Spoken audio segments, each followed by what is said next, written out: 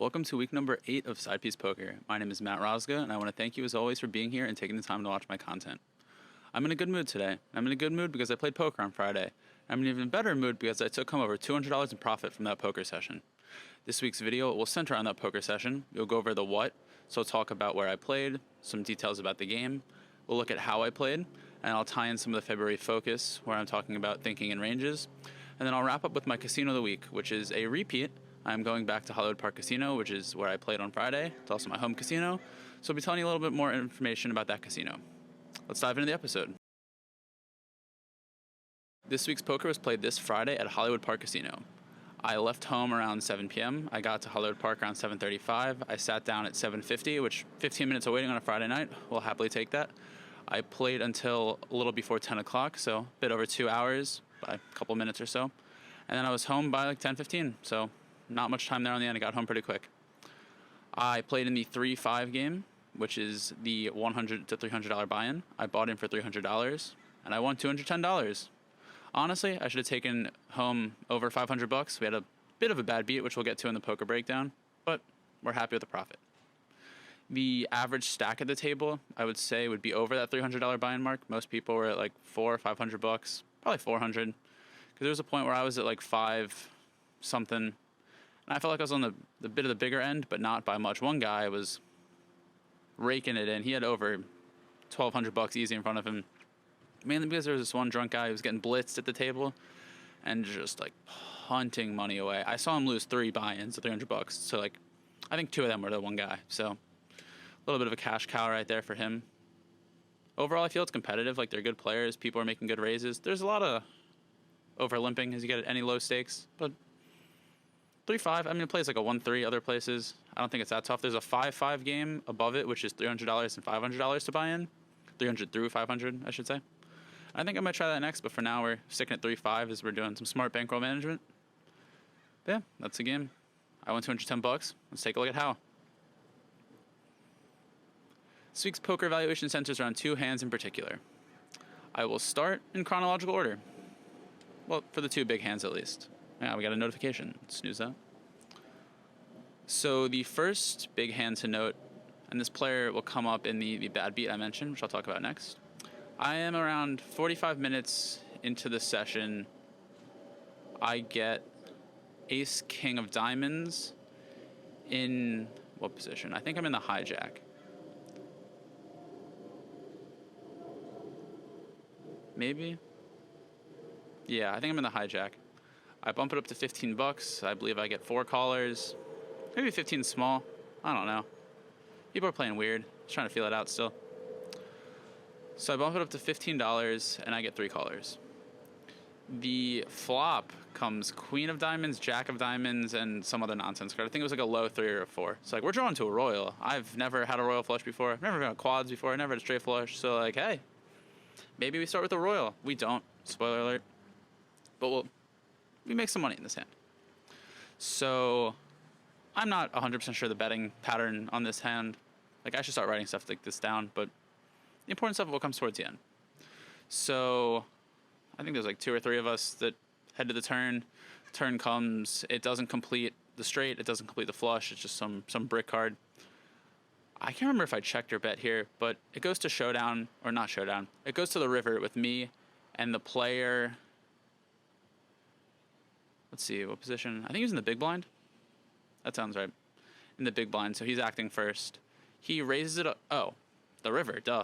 The river comes a 10. I think it was a 10 of clubs. It was not the 10 of diamonds, so I did not complete the royal, but I complete the Broadway straight, which we like that.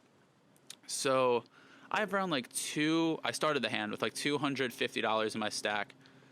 And through the betting, I think I had like 215. So that tells you how much is in the middle. So I have like 215. The guy leads for 100. I go all in. He calls, like snap calls. And he goes, I have a straight. And then he shows it. He had the 8-9. So he had 8-9, 10, jack queen. Meanwhile, I had 10, jack queen, king ace. So I beat him. And everyone's like, oh, nice hand. You know, like typical reaction, straight over straight, something like that. And he's like, no, I didn't call for the 200. He's like, I only called the 100. And everyone's like, Like, sir, you said it. B, you moved your chips in the middle. Like, what are you doing? Like, who are you lying to? Stop trying to do that. Note to anyone watching this. Be honest with your bets. If you bet, admit it. If you see someone's card, like if the dealer messes up, admit it. Just play honest. But I digress. It's like, yeah, big pot comes my way. He has to pay me off. Dealer he shuts down his nonsense. He's like, nah, you pay it. So he ships over the like extra $120. That's $220 total plus like an extra 100 in the pot. It's a $300 scoop right there. So that was our very good hand of the night. And then we move around half an hour later. I'm sitting at around 550, somewhere around there. And excuse me. And I get queens. Queens have not been my friend recently. I lost earlier in the night with queens to just kind of a nonsense run out, but that's not worth talking about. So I get the red queens. I raise it up to 25 out of the cutoff position. Like, oh, queens in the cutoff. Like, we get a bunch of limpers in front of us. Raise it up to 25. We got 4 callers. I don't know what people are doing. Like, who's doing that? Like, what are you doing? Not great poker. That kind of shows you the quality of the game. Like, a lot of over limping. Like, what? Who have 4 callers for 25 in like $5 blind? I don't know. Whatever. We go to the flop. It comes king, 8. I want to say 3 on the lower card. The lower card's kind of relevant. The king and the 8 are the important cards here. So the first person to act checks. The next guy, who is the guy from the previous hand, rips all in for 97. It goes fold to me. And then I see, like, I'm debating if he has ace king here, like I'm done. If he has the king, like I'm drawing to 2 outs. I don't think he does. So this is my thinking of ranges here. This is going to tie in our February focus. What do I think he's doing this with? For one, he's calling a $25 raise, which is like 5x blind. And what is he doing it with? So he could have any pocket pair. So jacks and below, unless he has the 8 or the 3. I beat. And I think that's very likely.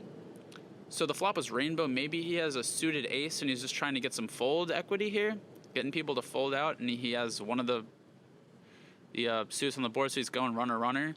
Maybe he has like queen jack, ace queen.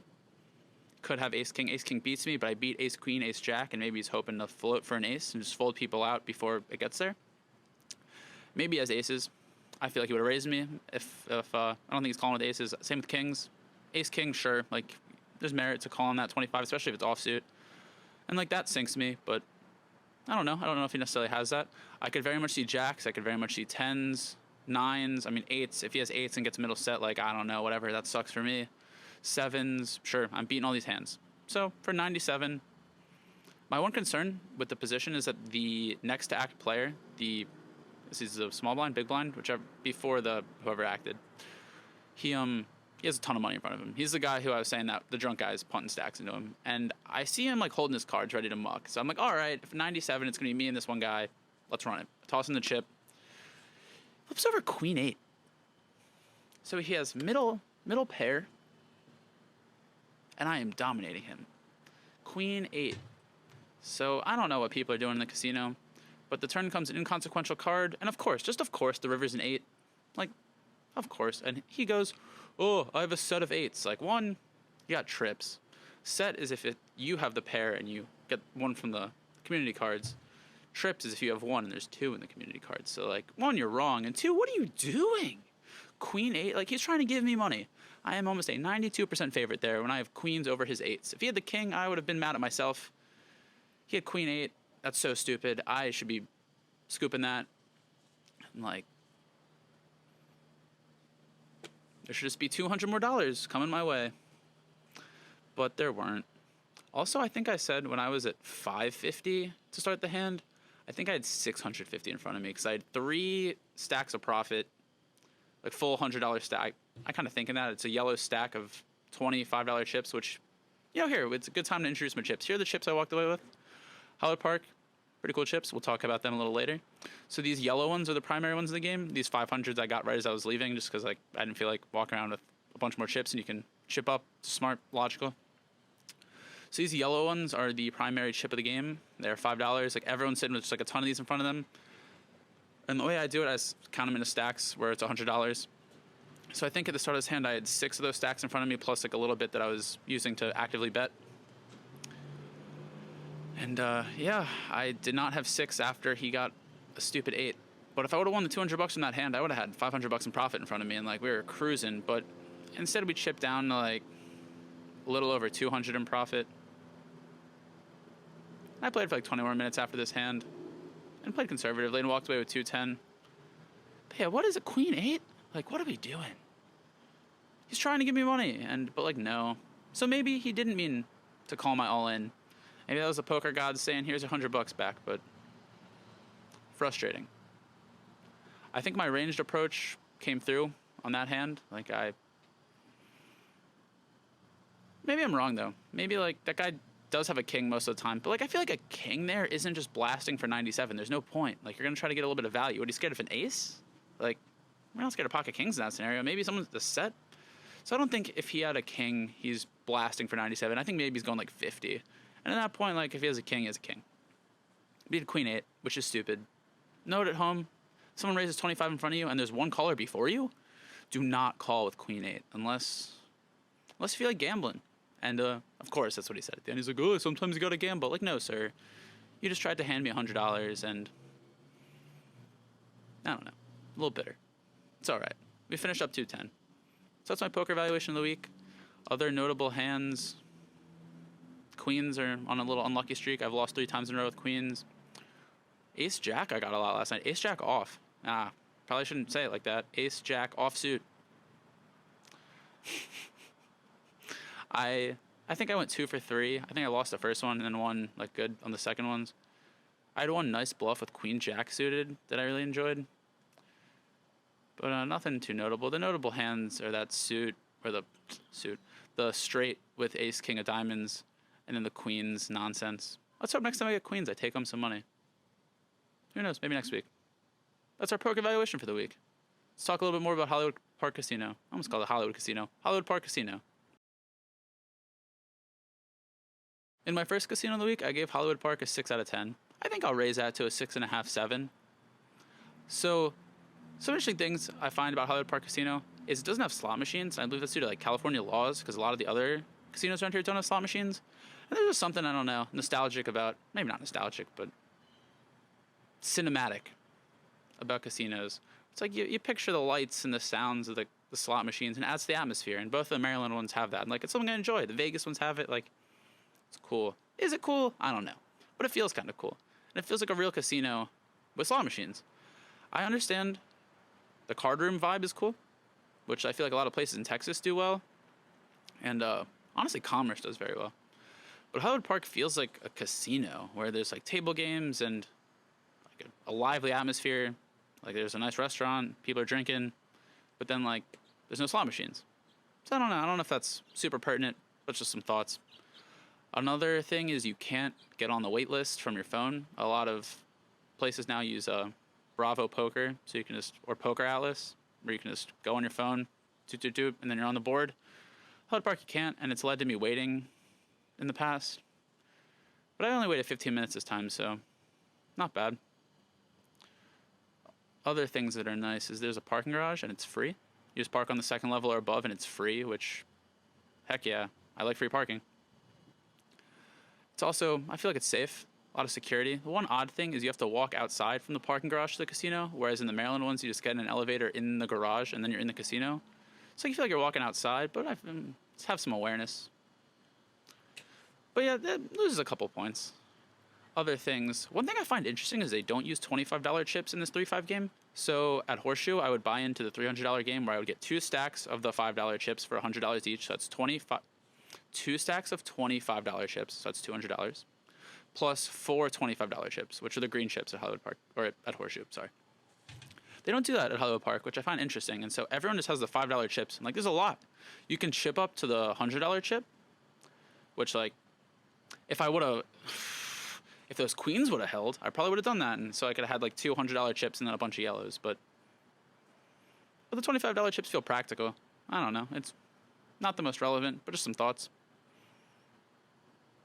I like Hollywood Park. Like, it's cool, it's close. But the problem is I have to go on the LA freeways to get there, and like that always just takes forever and is never fun. So it's like you go in having sit in 20, 30 minutes of traffic, and then you have to sit and wait sometimes, and you're just like, I just want to play some poker, man. Otherwise, it's nice. The staff's always very friendly. The atmosphere on a Friday night's kind of what you'd expect. It's lively. There's a lot of people looking to gamble, which I feel like I didn't necessarily realize it. I didn't know how to capitalize on that first, but I feel like now that I've been playing more and playing better, I know how to capitalize on that a little bit more. And that one guy clearly did. He is up over $1,000 from somewhat just one guy. That's Hollywood Park Casino. I like it. 6.5, 7. It's not bad. I'll 100% say that. But I don't know if I'd recommend it top of the list. But if you're in LA and like you want to play some poker, it's right. They're building the Clippers Dome right by it, so that's pretty cool. We'll be able to go watch a Clippers game, or like it's right next to SoFi, so you can go see a Rams game, go play some poker. I'm sure on Sundays it's crazy. I never go over there because like a lot of traffic over there if you're trying to go there, and there's a Rams game or a Chargers game, I guess. Maybe more traffic for the Rams game, but it's just kind of a madhouse over there, and it's not somewhere I want to be when there's just lines and lines of cars. But if you're going there for a football game and you want to go play some poker afterwards, like heck yeah, go check it out. So that's Hollywood Park Casino. And that really concludes the episode. So thank you so much for watching week number 8 of Side Piece Poker. Wow, our 3rd video of February. It's exciting stuff. I got some good poker on tap next week, and I'm excited to share with you. So thank you so much for watching week 8 of Side Piece Poker, and be sure to come back next week for week 9 of Side Piece Poker. I'm Matt Rosga, and thank you as always.